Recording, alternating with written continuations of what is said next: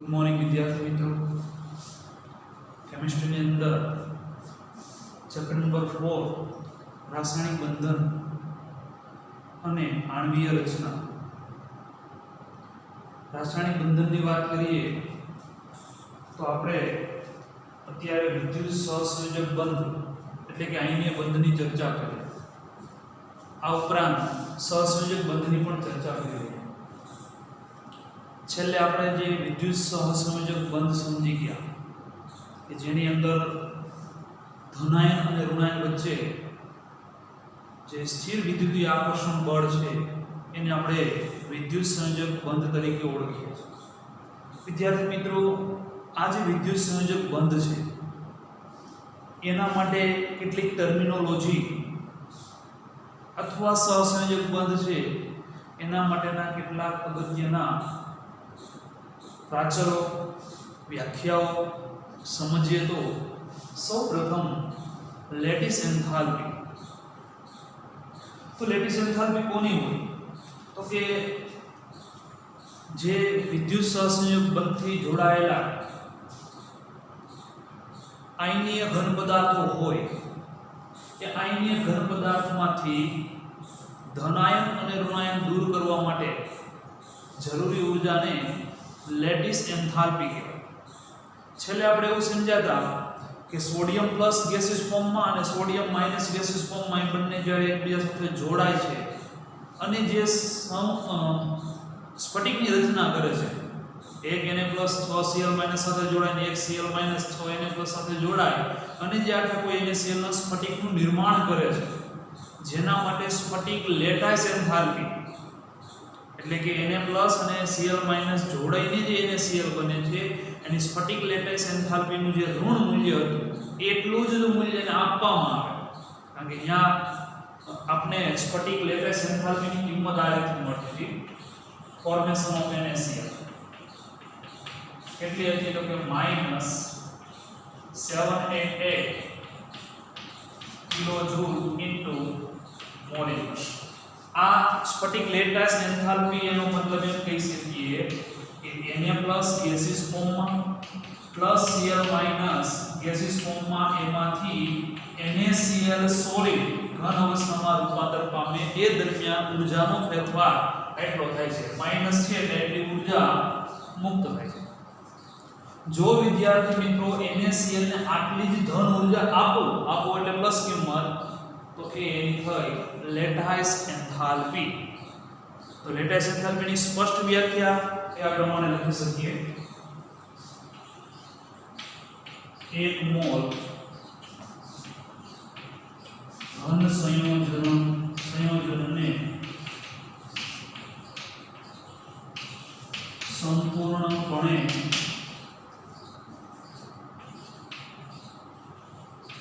વાયુરૂપ घटकीय आयनों में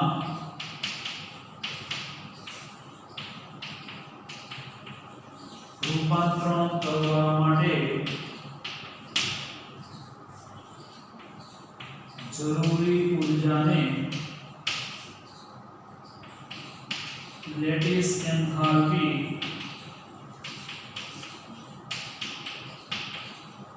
कहे छे। उदाहरण तरीके वीडियो क्लिप में જોઈએ तो ख्याल આવશે। विद्यार्थी मित्रों, અહીં દર્શાવેલી આકૃતિ એ સોડિયમ ક્લોરાઇડ NaCl નો સ્ફટિક દર્શાવે છે કે જેની અંદર Na+ અને Cl- જોડાયેલા છે। આ NaCl ને જો 788 કિલોજૂલ પ્રતિ મોલ જેટલી ઊર્જા जो આપવામાં આવે તો Na+ અને Cl- એ બંને છૂટા પડશે। તમે જોઈ શકો કે જ્યારે આને 788 કિલોજૂલ પ્રતિ મોલ ઊર્જા આપવામાં આવે છે તો આ સ્ફટિકમાંથી સોડિયમ પ્લસ અને ક્લોરીન માઇનસ વાયુરૂપ Na+ અને Cl- છૂટા પડે છે। તો અહીં લેટિસ એન્થાલ્પીની કિંમત NaCl માટે 788 કિલોજૂલ પ્રતિ મોલ થશે। वीडियो क्लिप में તમે જોયું હશે કે NaCl જે છે એ NaCl સોલિડ ઘન અવસ્થામાં જો +788 કિલો જૂલ જેટલી ઉર્જા આપું પ્રતિ મોલ તો એ સંપૂર્ણપણે 1 મોલ Na+ અને 1 મોલ Cl- ગેસીસ ફોર્મમાં એ દૂર થશે તો આ રીતથી એની સ્ફટિક લેટાઇસ એન્થાલ્પી એની વ્યાખ્યા અને એનું ઉદાહરણ સરળતાથી સમજી શકીએ. આપણે લખી લઈએ. ત્યારબાદ વિદ્યાર્થી મિત્રો, સહસંયોજક બંધથી જોડાયેલા બે પરમાણુ વચ્ચે જે બંધ હોય છે, આયનીય બંધની આપણે ચર્ચા કરી ગયા. એમાં લેટાઇસ એન્થાલ્પી અને સ્ફટિકની સર્જન એન્થાલ્પી એટલે કે સ્ફટિક લેટાઇસ એન્થાલ્પી એ બંનેની વ્યાખ્યા જોઈ. પરંતુ જ્યારે સહસંયોજક બંધથી જોડાયેલા બે પરમાણુ વચ્ચે સહસંયોજક બંધ હોય છે તો એ બંધ માટેના કેટલાક પ્રાચલો, જેમ કે બંધ લંબાઈ છે, બંધ કોણ છે, બંધ એન્થાલ્પી છે અને બંધ ક્રમાંક, આ 4 પ્રકારના જે બંધ પ્રાચલો છે એના માટે આપણે એક વિડિયો ક્લિપ દ્વારા આ 4 બંધ પ્રાચલોને સરળતાથી સમજીએ. વિદ્યાર્થી મિત્રો, બોન્ડ પેરામીટર, બંધ પ્રાચલ. તો સૌ પ્રથમ બંધ લંબાઈ, બોન્ડ લેન્થ, બીજું બોન્ડ ઓર્ડર, બંધ ક્રમાંક, બોન્ડ એંગલ અને bond enthalpy. Step by step અથવા 1 by 1 સમજીએ તો સૌ પ્રથમ આપણે વાત કરીશું બંધ લંબાઈ. બંધ લંબાઈ એટલે શું? તો કે અણુમાં જોડાયેલા બે પરમાણુ એના કેન્દ્રો વચ્ચેના સંતુલિત અંતરને બંધ લંબાઈ તરીકે ઓળખી શકીએ. અહીં બંધ લંબાઈ Ra + Rb,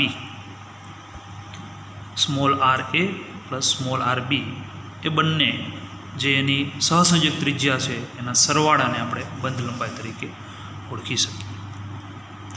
આવા કોઈ સહસંયોજક બંધથી જોડાયેલા બે કેન્દ્રો વચ્ચેના અંતરને આપણે બંધ લંબાઈ તરીકે ઓળખી શકીએ. આ બંધ લંબાઈ કે જે સહસંયોજક ત્રિજ્યાના બમણા મૂલ્યની મદદથી પણ આપણે બંધ લંબાઈ મેળવી શકીએ છીએ. વાંડરવાલ્સ ત્રિજ્યાની વાત કરીએ તો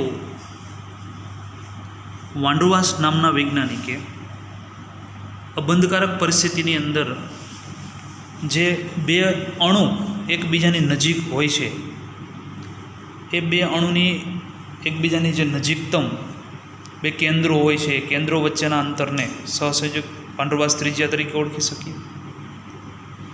બંધ લંબાઈ માપવા માટેની પદ્ધતિની વાત કરીએ તો વર્ણપટદર્શકી એટલે કે સ્પેક્ટ્રોસ્કોપી, એક્સરે વિવર્તન અને ઇલેક્ટ્રોન વિવર્તન દ્વારા માપી શકીએ. કાર્બન કાર્બન વચ્ચે એકલ બંધ, ઇથેનનું ઉદાહરણ તરીકે સમજીએ તો કાર્બન કાર્બન વચ્ચે એકલ બંધ, બંધ લંબાઈ 154 angstrom. Carbon double bond carbon, ethylene અથવા ઇથિન 133 એંગસ્ટ્રોમ. એસિટિલિન અથવા ઇથાઇન 120 એંગસ્ટ્રોમ. એટલે કે એકલ બંધ કરતાં ડબલ બોન્ડ અને ડબલ બોન્ડ કરતાં ટ્રિપલ બોન્ડ તરફ જઈએ તેમ તેમ બંધ લંબાઈ ઘટે છે. આનો મતલબ એમ કહી શકીએ કે બે કાર્બન પરમાણુ એકબીજાની નજીક આવે છે, બંધ ક્રમાંક વધે તો બંધ લંબાઈ ઘટે. પહેલો એનો બંધ પ્રાચલ બંધ લંબાઈ.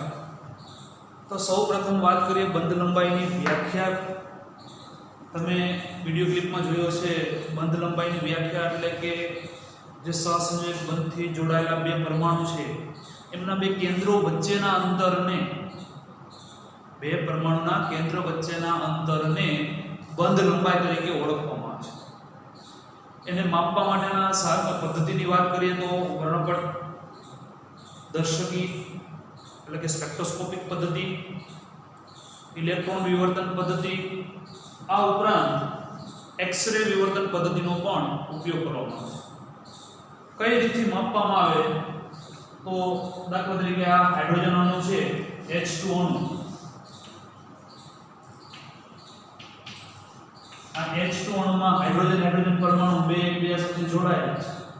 તો બંનેના કેન્દ્રના અંતરને, બે કેન્દ્રોને જોડવામાં આવે એટલે કે વ્યાખ્યા પ્રમાણે અણુમાં જોડાયેલા બે પરમાણુના કેન્દ્ર વચ્ચેના સંતુલિત અંતરને બંધ લંબાઈ કહેવાય. એટલે આ કેન્દ્રથી આ કેન્દ્ર સુધીનું અંતર કેટલું છે તો કે 74 પિકોમીટર છે.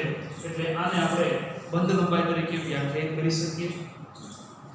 આ ની ઉપરથી એટલે કે બંધ લંબાઈ ઉપરથી એના અડધા મૂલ્યની મદદથી આપણે જે તે પરમાણુની ત્રિજ્યા માપી શકીએ. જે આપણે ઓલરેડી ત્રીજા ચેપ્ટરમાં ભણી ગયા છે. આયનીય ત્રિજ્યા, સહસંયોજક ત્રિજ્યા, વાંડરવાલ્સ ત્રિજ્યા વગેરે.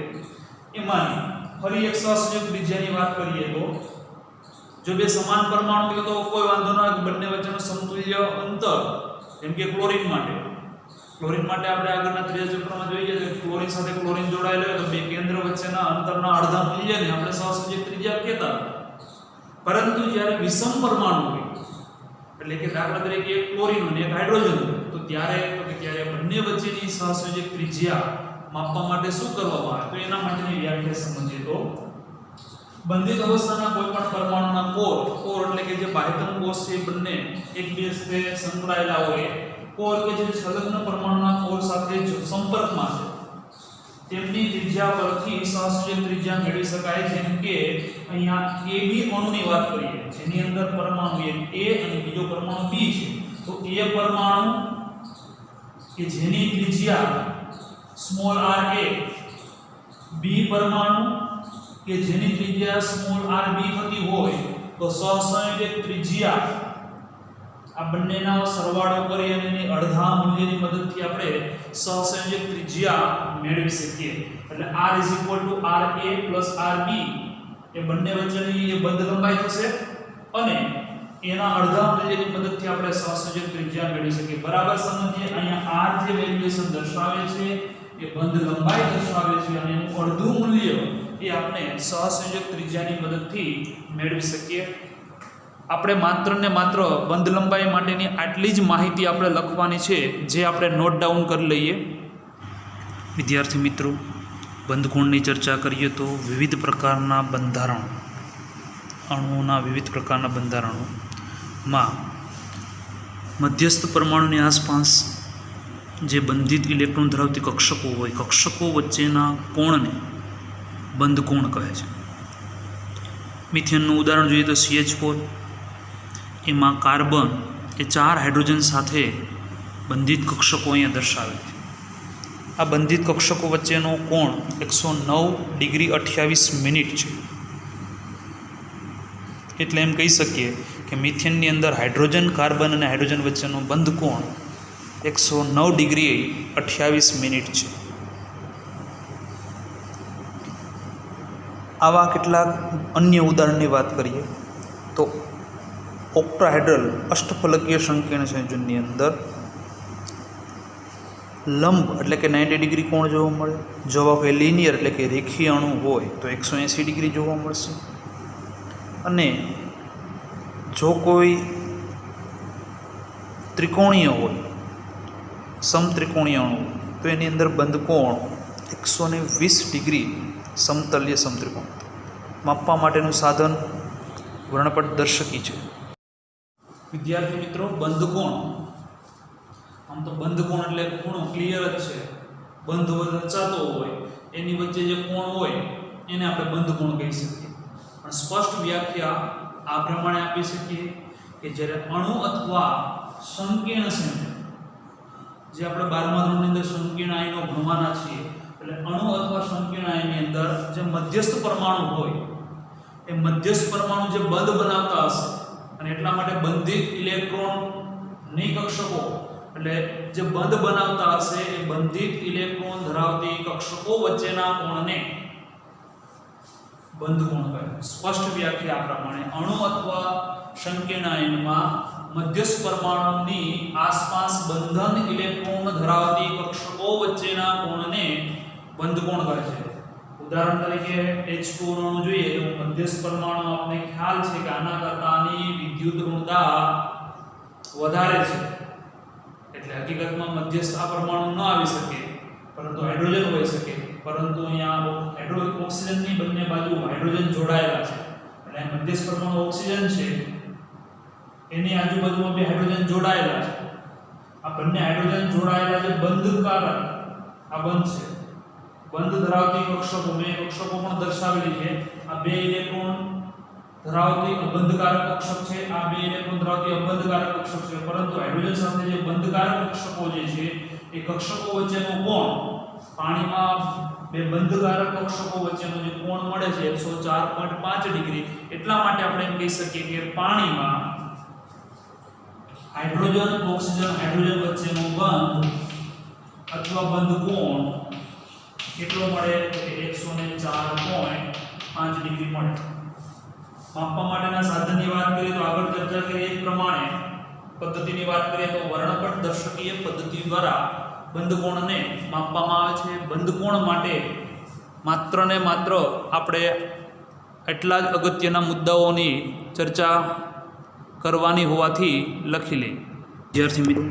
બંધ એન્થાલ્પી વાયુમય અવસ્થાની અંદર બે પરમાણુ વચ્ચેનો ખાસ પ્રકારનો 1 મોલ બંધ તોડવા માટે જરૂરી ઉર્જાને બંધ એન્થાલ્પી તરીકે ઓળખે છે આ જે બંધ એન્થાલ્પી હોય છે એનો એકમ કિલોજૂલ પ્રતિ મોલ હોય છે ઉદાહરણ તરીકે હાઇડ્રોજન વચ્ચેના બંધ તોડવા માટે જરૂરી ઉર્જા 435.8 કિલોજૂલ પ્રતિ મોલ જરૂરિયાત પડશે જેને આપણે પરમાણુકરણ એન્થાલ્પી તરીકે પણ ઓળખીએ છીએ પણ બહુકેન્દ્રીય પરમાણુ હોય જેમ કે CH4 તો એમાં દરેક કાર્બન અને હાઇડ્રોજન વચ્ચેનો બંધ તોડવા માટે અલગ અલગ ઉર્જાની જરૂર પડે તમે જોઈ શકો કે 1 હાઇડ્રોજન 2 અને 3 અને 4 હાઇડ્રોજન આ ચારેયનો સરવાળો કરવામાં આવે કારણ કે બધાનું મૂલ્ય સમાન નથી અલગ અલગ છે તો આ એવરેજ કાર્બન અને હાઇડ્રોજન બંધ તોડવા માટેની ઉર્જા 415.5 કિલોજૂલ થશે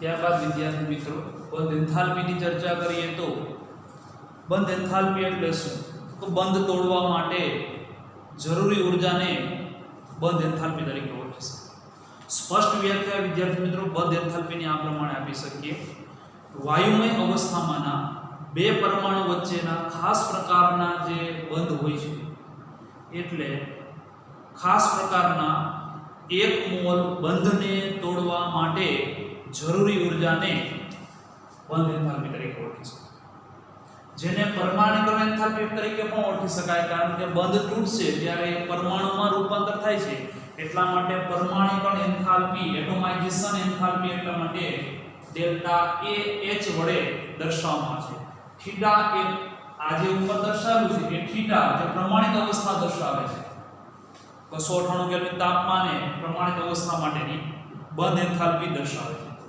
તો સૌપ્રથમ આપણે હાઇડ્રોજનની ચર્ચા કરીએ તો હાઇડ્રોજન H2 ગેસીસ ફોર્મમાં આપણે જાણીએ છીએ પ્રમાણે કે હાઇડ્રોજન સાથે જોડાયેલું છે વાયુમય અવસ્થાની અંદર આનામાંથી બંને હાઇડ્રોજન છૂટા પાડવા માટે એટલે કે હાઇડ્રોજન અને હાઇડ્રોજન એ બંનેને એટલે કે હાઇડ્રોજન વચ્ચેના 1 મોલ હાઇડ્રોજન વચ્ચેના બંધ તોડવા માટે જરૂરી ઉર્જા 435.8 કિલોજૂલ ઇન્ટુ મોલ ઇન્વર્સ તો વિદ્યાર્થી મિત્રો આ જે ઉર્જા અથવા એટોમાઇઝેશન હાઇડ્રોજન માટે આ એકલ બંધ અન્ય ઉદાહરણ ડબલ બોન્ડ વાળા સમજીએ તો ઉદાહરણ તરીકે ઓક્સિજન આપણે સૌ જાણીએ છીએ પ્રમાણે ઓક્સિજન વચ્ચે ડબલ બોન્ડ હોય છે ઓક્સિજનમાંથી બે બંધને તોડવા માટે એક બંધ તોડવો એના કરતાં દ્વિબંધ તોડવા માટે કમ્પેરેટિવલી વધુ ઉર્જાની જરૂર પડે અને એટલા માટે આના માટે જરૂર પડશે 498 kilojoule into mole inverse delta atomisation H ત્રિબંધ વાળું ઉદાહરણ લઈએ તો દાખલા તરીકે નાઇટ્રોજન N2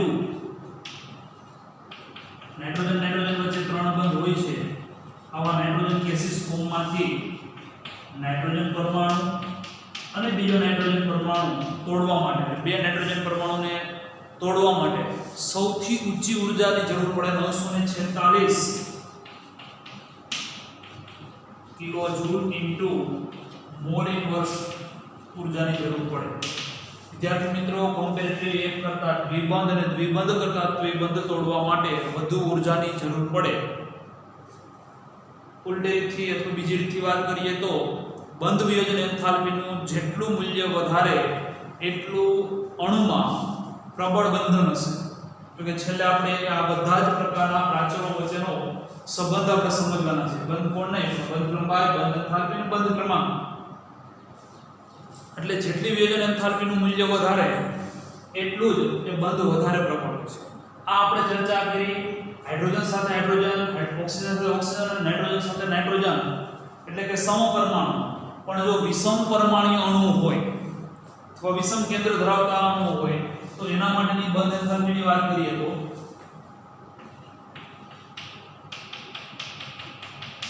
પહેલા આપણે એને લખી લઈએ. વિષમ કેન્દ્રીય દ્વિઅણુ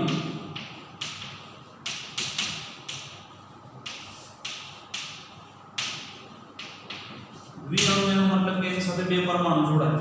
ઉદાહરણ તરીકે હાઇડ્રોક્લોરિક એસિડ HCl ગેસિયસ ફોર્મમાં હાઇડ્રોજન સાથે કોણ જોડાયેલું છે તો કે ક્લોરીન. આ બંનેમાંથી તો આ બંનેનો એક જ બંધ તોડવાનો છે અને એક જ બંધ તોડવા માટે જરૂરી ઊર્જા એટલે કે એમાંથી હાઇડ્રોજન ગેસિયસ ફોર્મમાં અને ક્લોરીન એ વાયુરૂપ અવસ્થામાં રૂપાંતરિત કરવા માટે 431 કિલોજૂલ ઇન્ટુ મોલ ઇન્વર્સની જરૂરિયાત પડશે. પરંતુ વિષમ કેન્દ્રીય બહુ અણુ હોય તો એટલે કે બહુ પરમાણુય હોય તો આપણે લખી શકીએ બહુ પરમાણુય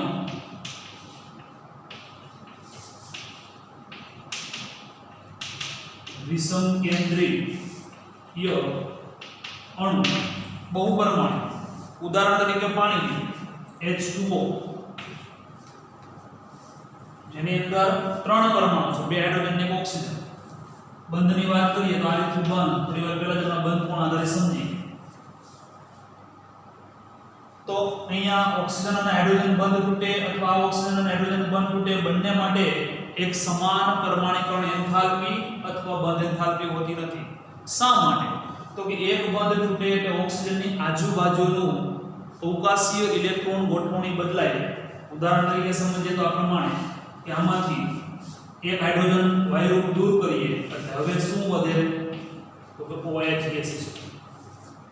આ OH હવે તમે જોઈ શકો ઓક્સિજન અને હાઇડ્રોજન જ છે. અહીંયા ઓક્સિજનની બંને બાજુ હાઇડ્રોજન એટલે આ બંધ તોડવા માટે અને OH માંથી હાઇડ્રોજન અને ઓક્સિજન છૂટા પાડવા માટે આ બંને માટેની બંધ એન્થાલ્પી એક સમાન હોતી નથી. પહેલા બંધ તોડવા માટેની ઊર્જા છે 502 એટલે delta AH1 502 kilojoule into mole inverse. જ્યારે બીજો બંધ છે સહેલાઈથી તૂટે છે જેના માટેની બંધ એન્થાલ્પી છે 427 કિલોજૂલ ઇન્ટુ મોલ ઇન્વર્સ. અહીં તો બંને ઓક્સિજન અને હાઇડ્રોજન જ બંધ તૂટે છે. તો કમ્પેરેટિવ ઓક્સિજન અને હાઇડ્રોજન બંધ એન્થાલ્પી માટે આપણે લખવું પડે સરેરાશ બંધ એન્થાલ્પી. આ બંનેની બંધ એન્થાલ્પીનો સરવાળો કરવો પડે. સરવાળો કરીએ તો 7 ને 2 9 અને એને ભાગ્યા 2 ભાગાકાર કરીએ તો 464.5 કિલોજૂલ મળે છે. લખી લઈએ બંધ એન્થાલ્પી.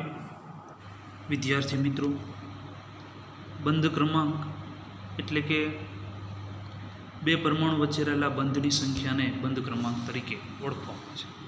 જેમ કે ઇથેનની અંદર બે કાર્બન પરમાણુ વચ્ચે એક ઇલેક્ટ્રોનની ભાગીદારી થાય છે એટલે એક બંધ છે, તેનો બંધ ક્રમાંક 1 થશે.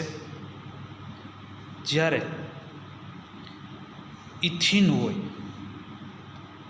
તો એની અંદર કાર્બન વચ્ચે બે ઇલેક્ટ્રોનની ભાગીદારી થાય છે એટલે દ્વિબંધ રચાય છે, જેથી કરીને એનો બંધ ક્રમાંક બોન્ડ ઓર્ડર 2 થશે. એસિટિલિન ઇથાઇનની અંદર 3 ઇલેક્ટ્રોનની ભાગીદારી થતી હોવાને કારણે ત્રિબંધ એટલે બંધ ક્રમાંક 3 થશે. આમ કાર્બન વચ્ચે એકલ બંધ, ડબલ બોન્ડ અને ટ્રિપલ બોન્ડ તો બંધ ક્રમાંક 1, 2 અને 3 તો બંધ લંબાઈ તમે જોઈ શકો કે એની બંધ લંબાઈ ઘટે છે. બંધ ક્રમાંક વધે તેમ તેમ વિદ્યાર્થી મિત્રો બંધ લંબાઈ ઘટે તેમ તેમ બંધ ક્રમાંક વધે છે. એટલે એ બંને વચ્ચેનો સંબંધ એ વ્યસ્ત સંબંધ તરીકે આપણે ઓળખી શકીએ. બોન્ડ ઓર્ડર વધે છે એ જ પ્રમાણે બંધ લેન્થમાં ઘટાડો જોવા મળે છે. મિથેનની અંદર બધા જ એકલ બંધ હોય છે. ચોથો પ્રાચલ બંધ ક્રમાંક. સહસંયોજક બંધમાંના જે લ્યુઇસ રચના અષ્ટકનો નિયમ પૂર્ણ કરવા માટે લ્યુઇસ બિંદુ વડે ગોઠવીએ, એક ઇલેક્ટ્રોનની ભાગીદારી થાય તો એક બંધ બને, 2 ઇલેક્ટ્રોનની ભાગીદારી તો દ્વિબંધ, 3 ઇલેક્ટ્રોનની ભાગીદારી થાય તો ત્રિબંધ. આ બંધની સંખ્યાને બંધ ક્રમાંક તરીકે ઓળખી શકાય. એટલા માટે અણુમાંના સ્પષ્ટ વ્યાખ્યાથી શરૂ થાય, અણુમાંના 2 પરમાણુ વચ્ચેના બંધની સંખ્યાને બંધ ક્રમાંક કહેવાય. સહસંયોજક બંધ જે લ્યુઇસ બંધારણની અંદર છે એની અંદર બંધ ક્રમાંક એટલે કે અણુમાંના 2 પરમાણુ વચ્ચેના બંધની સંખ્યાને બંધ ક્રમાંક તરીકે ઓળખી શકાય. ઉદાહરણ તરીકે હાઇડ્રોજન વચ્ચે એક ઇલેક્ટ્રોનની ભાગીદારી થાય એટલે બંધ ક્રમાંક 1. ઓક્સિજન વચ્ચે 2 ઇલેક્ટ્રોનની ભાગીદારી થાય એ બંધ ક્રમાંક 1 અને બંધ ક્રમાંક 2.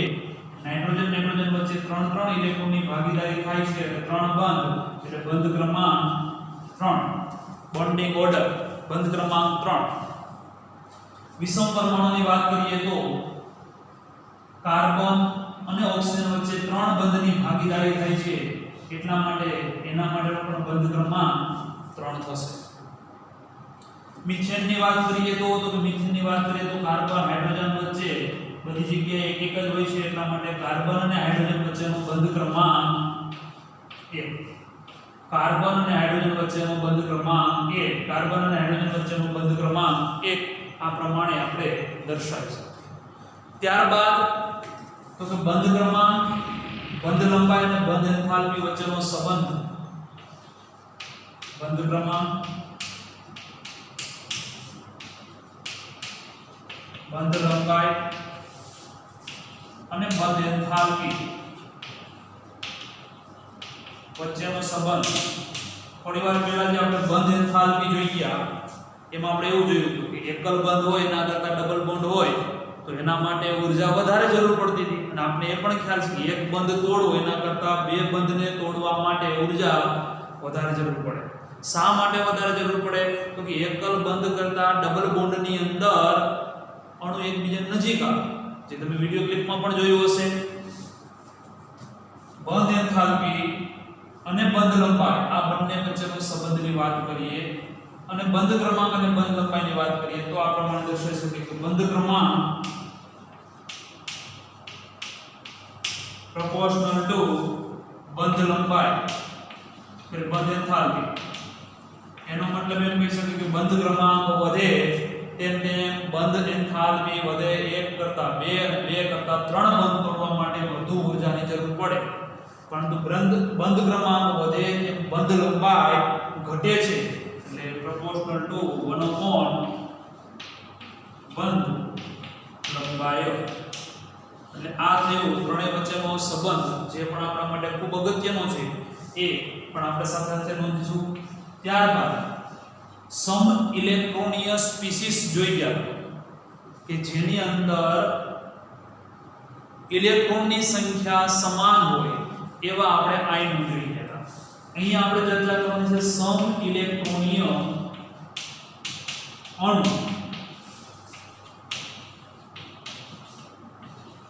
તો આવા અણુમાં સમ ઇલેક્ટ્રોનીય અણુમાં બંધ ક્રમાંક સમાન હોય છે.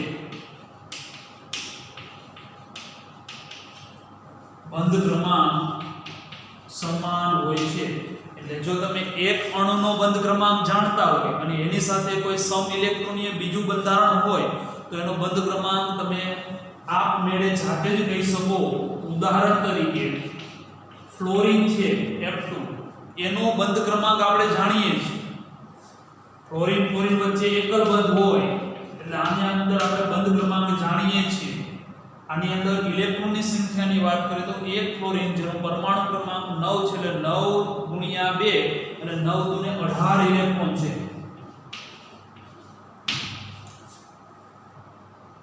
સેમ આ જ રીતે બીજું ઉદાહરણની વાત કરીએ તો ઓક્સિજન -2. આ માઈનસ વીજભારિત વાળા આપણે બંધ બહુ ઓછા દોરવાના, પરંતુ ઇલેક્ટ્રોનની સંખ્યાને આધારે સ્પષ્ટ કહી શકીએ કે એક ઓક્સિજન જેનો પરમાણુ ક્રમાંક 8 એટલે 8 ઇલેક્ટ્રોન, બીજા ઓક્સિજનના બીજા 8 એટલે 8 ગુણ્યા 2 એટલે 16, 16 અને -2 છે એટલે બીજા 2 એટલે 18 ઇલેક્ટ્રોન થશે. એનો મતલબ એમ કહી શકીએ કે ઓક્સિજન વચ્ચેનો પણ બંધ કેવો હશે? એકલ બંધ હશે. એટલે આમાં પણ બંધ ક્રમાંક બંનેમાં સરખો. કેટલો બંધ ક્રમાંક? 1. આમાં પણ બંધ ક્રમાંક કેટલો હોય છે? 1. જો આપણે Fc એટલે કે ફોર્મલ ચાર્જ નિયમનિષ્ઠ ભાર સંબંધિત આ ઓક્સિજન ઉપર પણ -1 નિયમનિષ્ઠ ભાર હશે અને આ ઓક્સિજન ઉપર પણ નિયમનિષ્ઠ ભાર -1 હશે. વ્યવસ્થિતનું જો બંધારણ સમજીએ તો આ પ્રમાણે દર્શાવે છે કે ઓક્સિજન બંને એક જ ઇલેક્ટ્રોન ભાગીદારીમાં પાર્ટિસિપેટ થયા છે, તો બાકીના 1 2 3 4 5 અને 1 8 6 થઈ ગયા. 1 2 3 4 અને 5. આ ઉપરાંત બંને ઉપર -1 એટલે આ રીતે દર્શાવીએ. એટલે હવે ફોર્મલ ચાર્જ તમે આ પ્રમાણે ગણતરી કરશો તો ખ્યાલ આવશે કે આની પર પણ -1 વીજભાર આવશે અને આની પર પણ -1 વીજભાર આવે. સમજીએ તો ફોર્મલ ચાર્જ Fc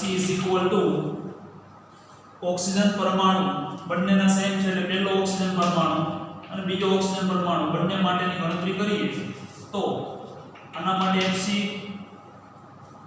6 માઈનસ અબંધકારક ઇલેક્ટ્રોનની સંખ્યા 1 2 3 4 5 અને 6 માઈનસ બંધના ઇલેક્ટ્રોન 2 ભાગ્યા 2 એટલે આની ઉપર વીજભાર -1. સેમ કમ્પેરેટિવ 6 - 6 -2/2 = -1 એટલે આની ઉપર વીજભાર -1 આવશે.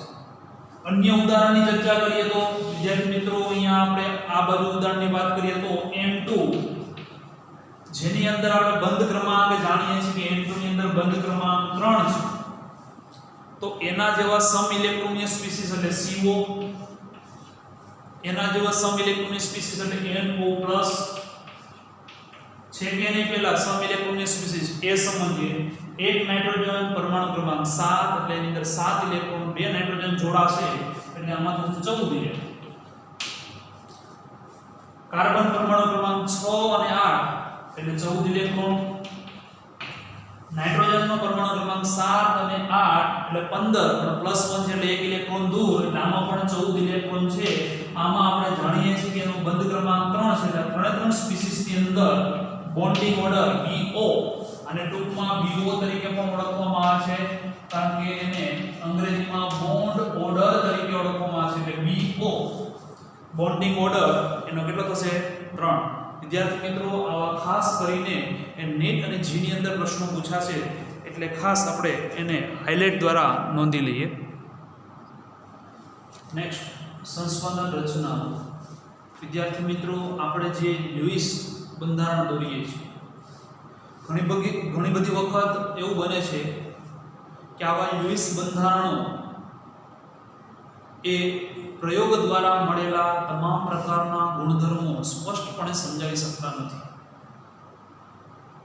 ત્યારે એક કોઈ બીજા બંધારણ દોરવું પડે છે જેને આપણે સંસ્પંદન બંધારણ તરીકે ઓળખી શકીએ, સંકર બંધારણ તરીકે ઓળખી શકીએ. ઉદાહરણ દ્વારા સમજીએ તો વધારે ખ્યાલ આવશે અને આ ઉદાહરણને પહેલા આપણે વિડિયો ક્લિપ દ્વારા સમજીએ તો વિડિયો ક્લિપ નિહાળીશું. વિદ્યાર્થી મિત્રો, કાર્બન ડાયોક્સાઇડ, ઓઝોન અને NO3 માઇનસ એના લ્યુઇસ બંધારણો આપેલા છે. કાર્બન ડાયોક્સાઇડની વાત કરીએ તો આ પ્રમાણે લ્યુઇસ બંધારણ, કાર્બોનેટના લ્યુઇસ બંધારણ આ પ્રમાણે દર્શાવી શકીએ. ઓઝોન ઇલેક્ટ્રોન ટ્રાન્સફરને કારણે એના બે સ્વરૂપો, બે રચનાઓ, બે સ્ટ્રક્ચર દોરી શકીએ કે જેમાં ઓક્સિજન વચ્ચે બંને બંધની અંદર એકલ બંધ ઉપરાંત ઓક્સિજન વચ્ચે ડબલ બોન્ડ છે. આ બંને બંધારણોની અંદર સિંગલ બોન્ડ અને ડબલ બોન્ડ જો બંધ લંબાઈ માપવામાં આવે તો એકલ બંધની બંધ લંબાઈ એ 148 પિકોમીટર છે અને ડબલ બોન્ડની બંધ લંબાઈ 121 પિકોમીટર છે. પરંતુ પ્રાયોગિક રીતે જ્યારે ઓઝોનની અંદર ઓક્સિજન વચ્ચેની બંધ લંબાઈ નક્કી કરવામાં આવી તો ઓક્સિજનની બંધ લંબાઈ 128 પિકોમીટર, કોઈ પણ બે ઓક્સિજન વચ્ચેની બંધ લંબાઈ 128 પિકોમીટર જોવા કે જે લ્યુઇસ બંધારણ સાથે અલગ પડે છે. કારણ કે લ્યુઇસની અંદર ઓક્સિજન વચ્ચે 148 પિકોમીટર અને 121 પિકોમીટર હતું. આમ ઓઝોનનું સમતુલ્ય બંધારણ એવું ત્રીજું બંધારણ નિર્માણમાં આવ્યું કે જે બંધારણ 1 અને 2માંથી ત્રીજું બંધારણ દર્શાવી શકે. બંધારણ 1 અને બંધારણ 2 કે જેની અંદર ઓક્સિજન એકલબંધ અને ડબલ બોન્ડવાળી રચના છે, આવા બંને પ્રકારના બંધારણોને કેનોનિકલ એટલે કે વિહિત સ્વરૂપો તરીકે ઓળખવામાં આવે છે. આવા બંને બંધારણો વચ્ચે ડબલ એરો એટલે કે બંને બાજુ શીર્ષ હોય એવા એરો વડે દર્શાવવામાં છે. આનો અર્થ થાય છે કે બંધારણ 1માંથી બંધારણ 2માં એ રૂપાંતરણ પામે છે. આ બંને બંધારણો પરથી જ ત્રીજું બંધારણ નિર્માણ પામે છે. એટલે આ બંને બંધારણોને રેઝોનન્સ સ્ટ્રક્ચર, કેનોનિકલ સ્ટ્રક્ચર અથવા કેનોનિકલ ફોર્મ તરીકે ઓળખવામાં છે.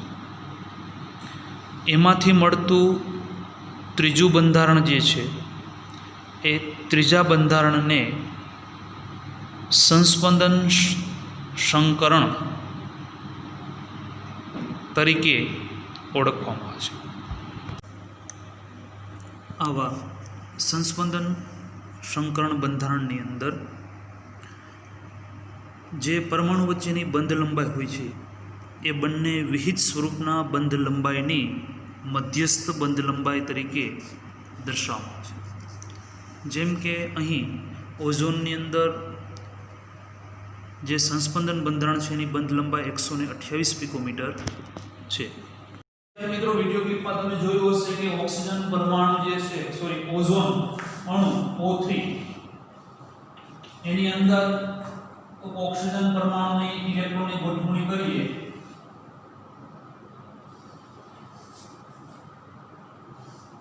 ડબલ બોન્ડ અને આ બાજુ સિંગલ બોન્ડ.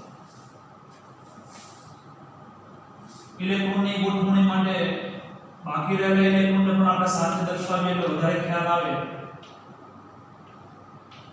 બીજભારના દર્શાવવાની જરૂરિયાત રહેતી નથી. અને બંધ એપાર્ટ આની પર +1 ફોર્મલ ચાર્જ અને આની પર -1 ફોર્મલ ચાર્જ આવે.